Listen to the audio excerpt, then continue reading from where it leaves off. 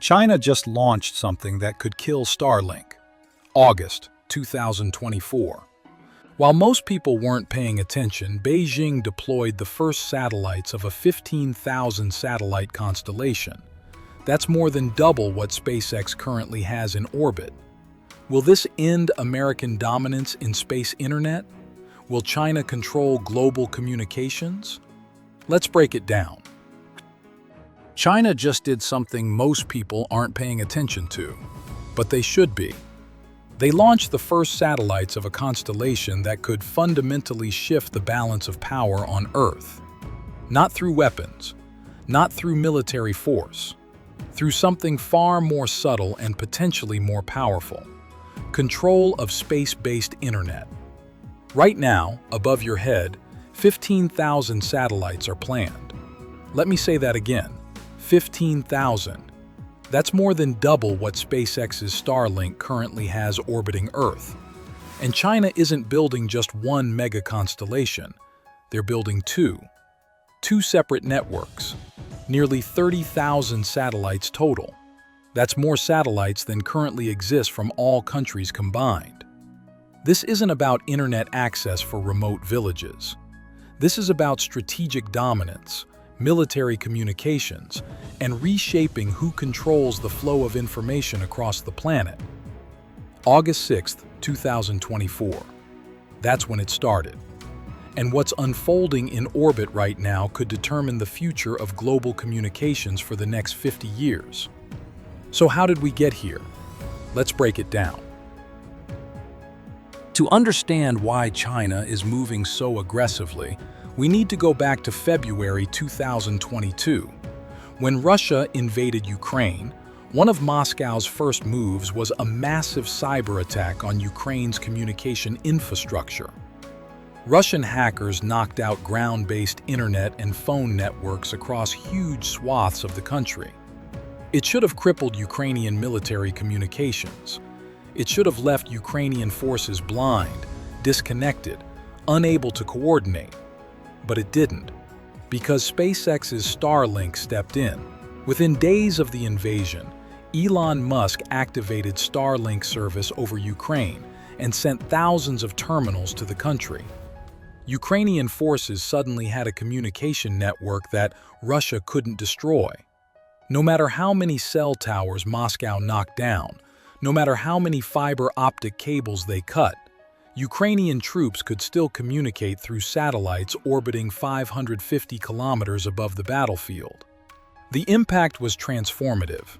Ukrainian artillery units used Starlink to coordinate strikes with devastating precision. Drone operators relied on it to guide attacks on Russian armor. Military command used it for real-time battlefield intelligence and coordination. One Ukrainian soldier described Starlink as having changed the war in Ukraine's favor. And in Beijing, military strategists took notice. Chinese military researchers published dozens of papers analyzing every aspect of Starlink's role in the conflict. Reports from China's People's Liberation Army called it urgent for China to develop its own satellite network and find ways to counter American space-based communications. One paper, sponsored by the PLA Strategic Support Force, explicitly recommended developing counterspace capabilities to target commercial satellite constellations like Starlink in the event of armed conflict with the United States. The message couldn't have been clearer. In modern warfare, whoever controls space-based communications holds a decisive advantage. And China wasn't about to let America maintain a monopoly on that capability. Not when a potential conflict over Taiwan loomed on the horizon. Not when their entire military doctrine depended on denying American forces the ability to communicate and coordinate. The Ukraine war didn't just demonstrate Starlink's capabilities.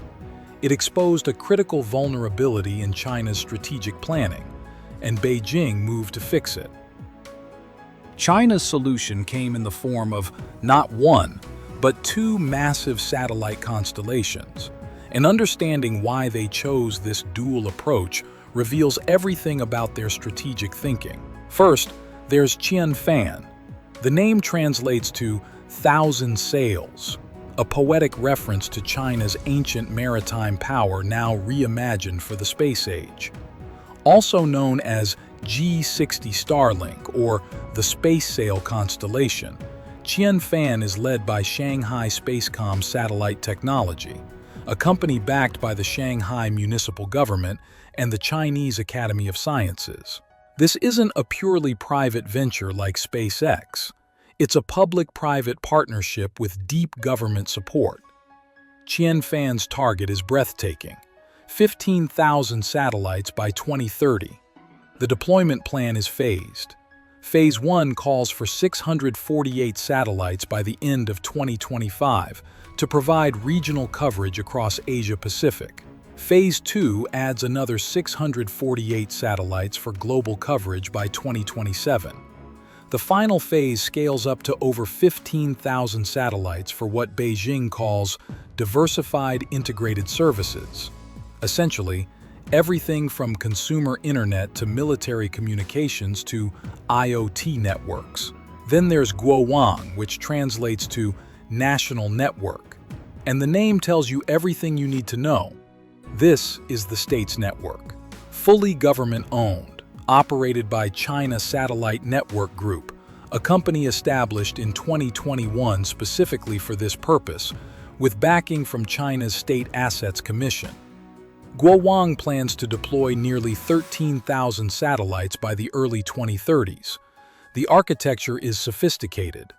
About 6,000 satellites will orbit between 500 and 600 kilometers altitude, directly competing with Starlink's primary orbital shell. Another 7,000 will orbit higher, around 1,145 kilometers, providing different coverage characteristics and redundancy. So, why build two separate constellations instead of one massive network? The answer reveals China's strategic genius. Qianfan represents China's commercial space sector. It demonstrates to the world that Chinese companies can innovate and compete with SpaceX on technology and deployment speed. It attracts private investment. It generates revenue. It builds international partnerships. Guowang represents sovereignty and security. It ensures Beijing has a communication backbone that absolutely cannot be influenced by commercial interests, foreign pressure, or market forces. It's there for one purpose: serving the Chinese state and military, regardless of profit considerations. Together, these two networks will put nearly 30,000 Chinese satellites into low Earth orbit. That's more satellites than currently exist from all countries combined. That's enough capacity to provide redundant global coverage, to absorb significant losses in a conflict, and to dominate orbital slots and radio frequencies for decades to come. This isn't just about matching Starlink. This is about ensuring that no matter what happens, economic sanctions, military conflict, diplomatic pressure, China maintains independent, sovereign access to space-based communications forever. So where do things stand right now in this space race? Let's look at the actual numbers and see who's winning. As of December 2024, SpaceX's Starlink has approximately 7,000 satellites in orbit. The network is fully operational in over 70 countries worldwide. Users get internet speeds up to 100 megabits per second with latency below 30 milliseconds, fast enough for video calls, gaming, everything. Starlink serves millions of customers and generates billions in revenue. It's the undisputed leader in satellite internet. Now for China's Qianfan constellation. They've launched 5 batches of satellites so far, putting approximately 90 satellites into orbit through late 2024. That's nowhere close to their target of 648 satellites by the end of 2025. They're significantly behind schedule. The project has faced real technical challenges. Early launches resulted in tumbling satellites. Upper stages fragmented, creating hundreds of pieces of orbital debris. There were hardware malfunctions that grounded launches for months. China's Guowang constellation actually started later but has been more aggressive. After the first launch in December 2024 with 10 satellites, the program ramped up dramatically. By late 2025, Guowang has over 100 satellites in orbit and is maintaining near-monthly launch cadence. The state backing shows. When you have unlimited government funding and launch priority, you can move fast. Here's what's technically interesting about these satellites. Each Qianfan satellite weighs about 267 kilograms and uses a flat panel design. Basically, they fold up like paper to fit more satellites per launch. They operate at higher orbits than Starlink, around 1,160 kilometers instead of 550 kilometers. Higher orbit means each satellite covers more area, but the trade-off is higher latency. For orbital maneuvering, they use electric Hall effect thrusters burning krypton gas. These provide 20 millinewtons of thrust with very high efficiency, critical for maintaining position and eventually deorbiting at end of life. The satellites are designed to provide 20 megabits per second download speed and 5 megabits upload directly to mobile phones. That's slower than Starlink's performance, but it's enough for most applications. They also feature 100 gigabits per second of inter-satellite links, letting satellites communicate with each other and route data without ground stations. But here's the reality check.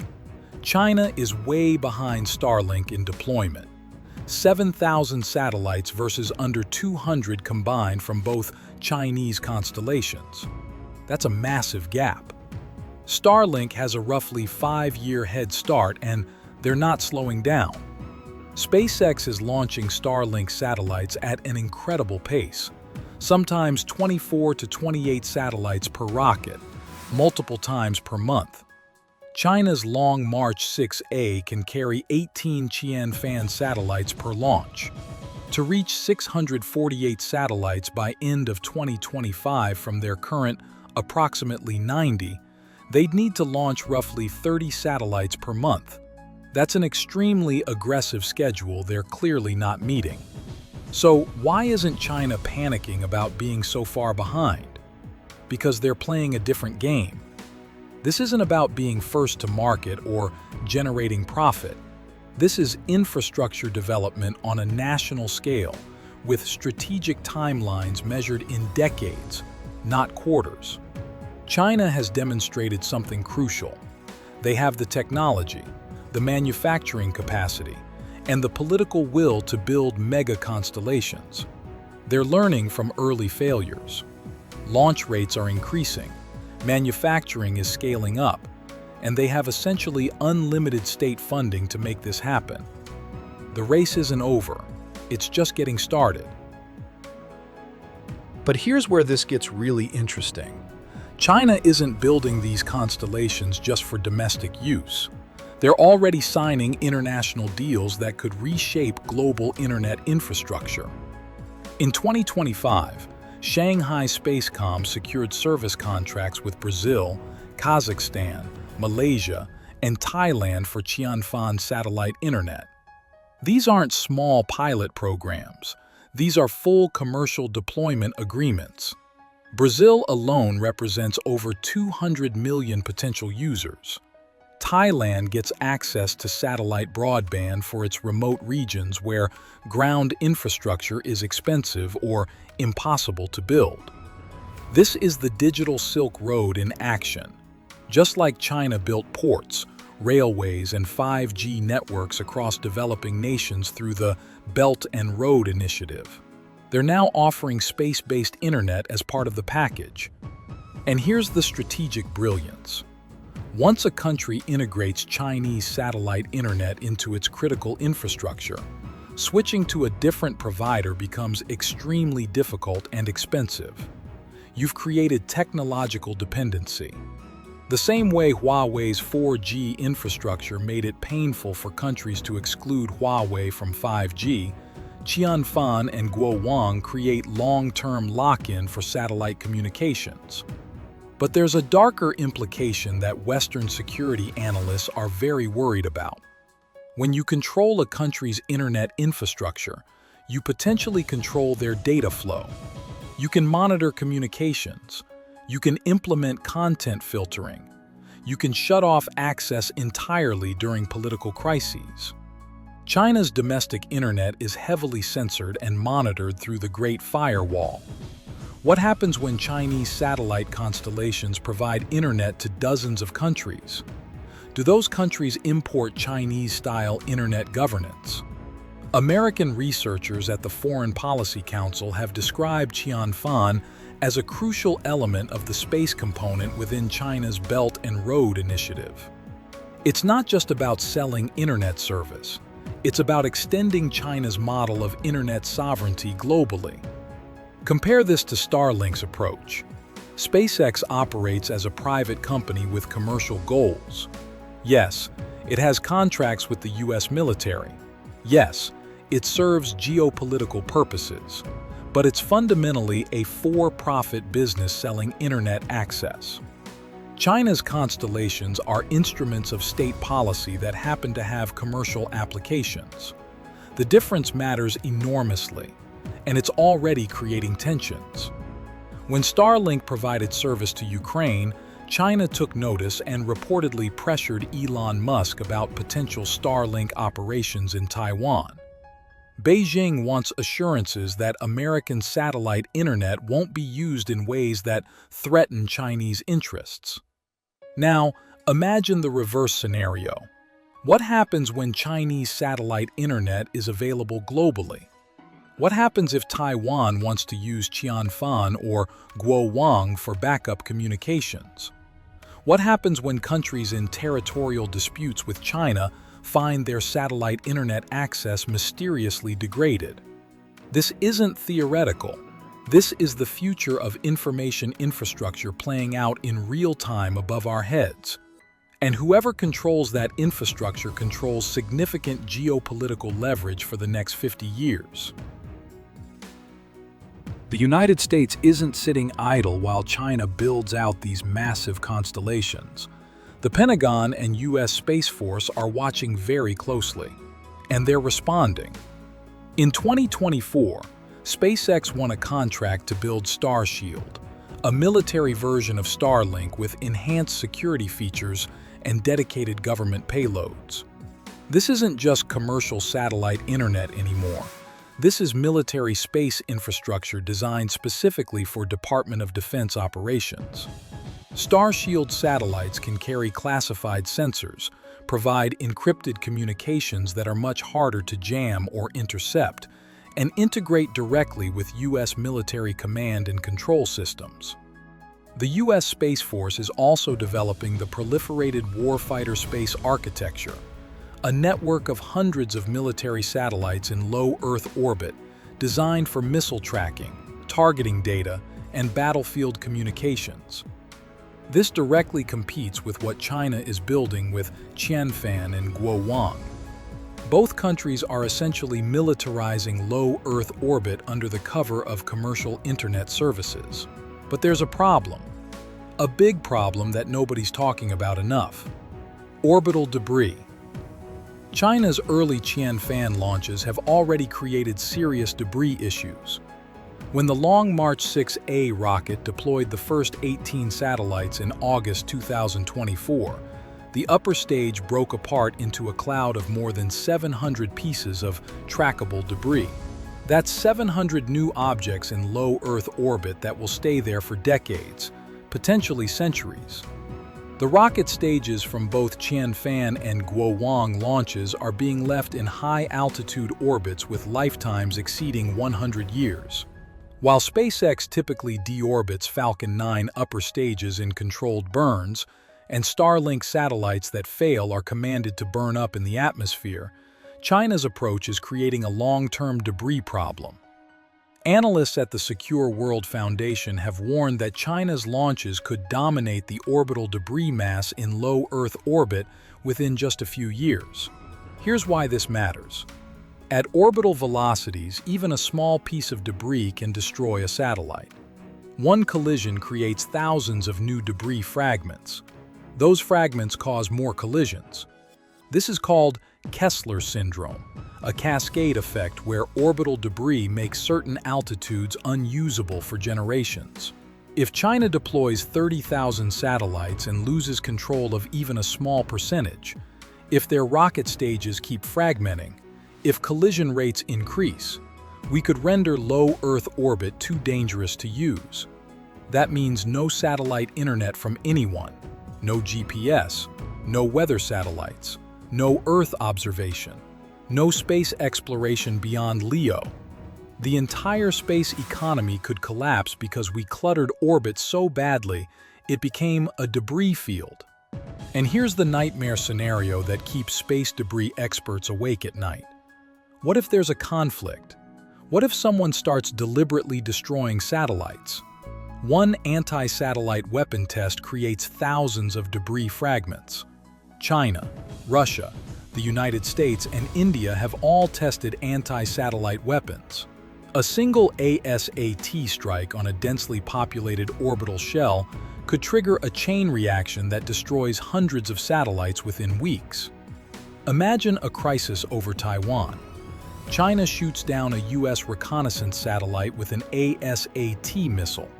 The debris cloud spreads.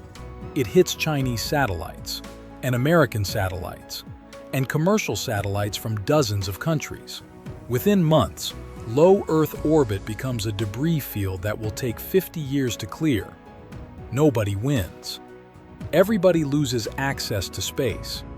This is the dark side of the satellite mega-constellation race. More satellites means more targets, more debris risks, more potential for catastrophic cascade failures.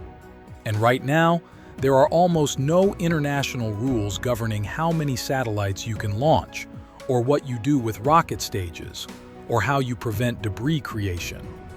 It's basically the Wild West in orbit, and China and America are both racing to claim as much orbital real estate as possible before anyone imposes limits. Can China actually pull this off? Here's the reality. To deploy 15,000 Qianfan satellites by 2030, they need to manufacture 2,500 satellites per year. That's 7 satellites per day, every single day, for 6 years. Their current production capacity, 300 to 600 satellites per year. They're not even close. Then there's the launch problem. China needs over 1,500 launches total for both constellations. They did 67 launches in 2024. To hit their targets, they need 100 to 150 launches per year for a decade. And here's SpaceX's killer advantage: reusability. Falcon 9 boosters land and fly again. The same booster can launch 20 times. China's Long March rockets? Single use. Every launch needs a brand new rocket. That's expensive. That's slow. Manufacturing bottleneck. Launch bottleneck. No reusable rockets.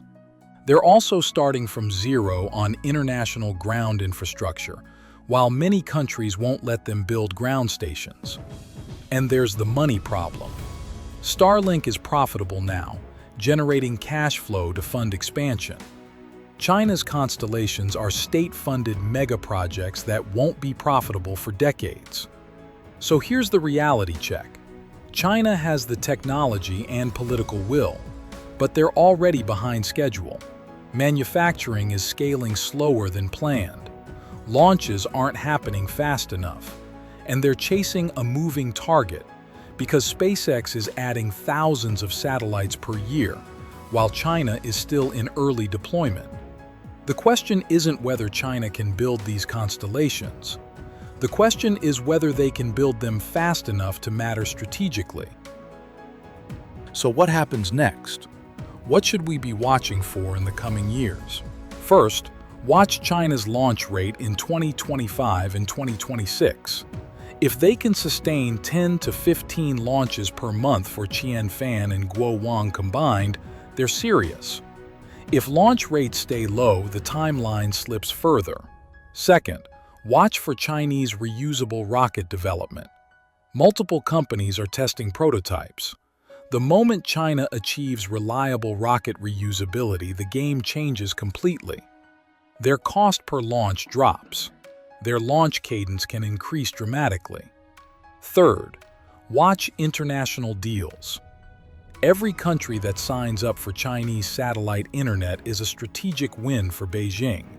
Brazil, Thailand, Malaysia, Kazakhstan are just the beginning. If China secures deals with major African and Middle Eastern nations, they're building a global alternative to Western internet infrastructure. Fourth, watch the orbital debris situation. If collision rates start increasing, if more Chinese rocket stages fragment, international pressure will mount for debris mitigation rules. That could slow everyone's deployment plans. Fifth, watch American responses. The US won't sit idle. Expect expanded Star-Shield military satellite programs. Expect diplomatic pressure on countries considering Chinese satellite deals. Expect potential new restrictions on Chinese satellite operations. And watch the technology race. China is developing direct-to-phone satellite connectivity. SpaceX is doing the same with partnerships with T-Mobile and other carriers. Amazon's Project Kuiper will launch thousands of satellites. OneWeb is expanding. This isn't just US versus China. This is becoming a crowded, competitive market. The next 5 years will determine whether China closes the gap or falls further behind, whether orbital space becomes unusably cluttered with debris, whether we end up with a fragmented internet with Chinese and American spheres of influence, or whether some new technology or geopolitical shift changes everything. One thing is certain, the satellite mega-constellation era is here, and it's reshaping everything about how humans communicate, how nations project power, and who controls the flow of information across our planet. Let's zoom out and look at the bigger picture.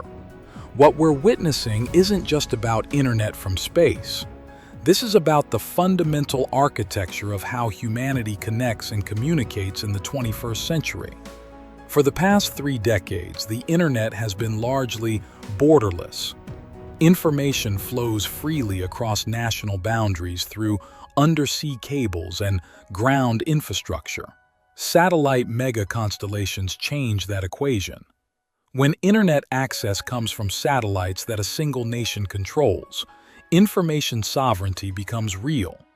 China can decide who gets access and who doesn't. They can monitor traffic. They can filter content. They can cut off service during political crises. And they can do this globally, not just within their borders. This isn't hypothetical. We've already seen Russia try to jam Starlink in Ukraine. We've seen China pressure Elon Musk about Taiwan. Space-based internet is already a geopolitical weapon. Now, imagine 30,000 Chinese satellites providing internet to half the world's population. Imagine Chinese-controlled satellites over the South China Sea, over disputed territories in the Himalayas, over countries that owe China billions in Belt and Road debt. Information control at that scale isn't just surveillance. It's leverage. It's power. But here's what really keeps strategists awake at night. The day these constellations go operational, the world becomes dependent on infrastructure that could be destroyed in minutes during a conflict. There are no defense systems that can protect 30,000 satellites spread across low Earth orbit. A few dozen anti-satellite weapons could cripple global communications. The more satellites we put up there, the more vulnerable our civilization becomes to space warfare. We're building the most sophisticated information infrastructure in human history, and we're building it in the most fragile, contested, weaponizable environment imaginable: low Earth orbit. The satellite mega-constellation race isn't just about technology or economics. It's about power, control, and vulnerability on a planetary scale. And we're racing ahead without international agreements, without debris mitigation rules, without serious discussion of the risks. Because whoever gets there first and deploys the most satellites essentially owns the future of global communications. That's what's really at stake. China's satellite mega-constellations just changed the space race forever. 15,000 Qianfan satellites, 13,000 Guowang satellites. This isn't science fiction. This is happening right now, 550 kilometers above your head. So what do you think? Will China actually deploy 30,000 satellites by 2030? Will this trigger a new space arms race? Who wins when low Earth orbit becomes this crowded and contested? Share your theory in the comments below. I read every single one. If you want more deep dives into the technology and geopolitics reshaping our world, hit that subscribe button, because this story is just beginning. Stay tuned. There's always another move in this game waiting to be explained. Until then, keep questioning what's really happening. I'm Orbital Atlas, and I'll see you in the next one.